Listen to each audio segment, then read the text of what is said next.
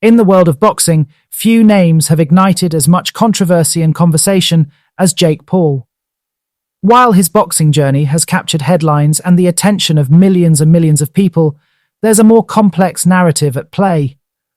A lot of people can argue Jake's poor legitimacy as a boxer has to do with his family, friends, or fame. But for me, Jake Paul's boxing growth seems to be held back by one thing only: money. From YouTube sensation to professional boxer, Jake Paul's entry into the boxing ring was met with skepticism and intrigue. But as the victories piled up, another narrative began to unfold, one that hinted at a problem between his aspirations in the boxing world and his desire to build a money empire. As critics argue, Jake's focus on money fights and attention-grabbing spectacles have hindered his growth as a true boxer. While the thought of quick money is strong, it's also raising questions about his legitimacy as a boxer and his true commitment to the sport. Now, Jake Paul counters that he's bringing a new audience to boxing, injecting a fresh energy into the sport, which is something that I believe we can all agree. But is this approach overshadowing his potential growth as a legitimate contender? Absolutely, no question about that.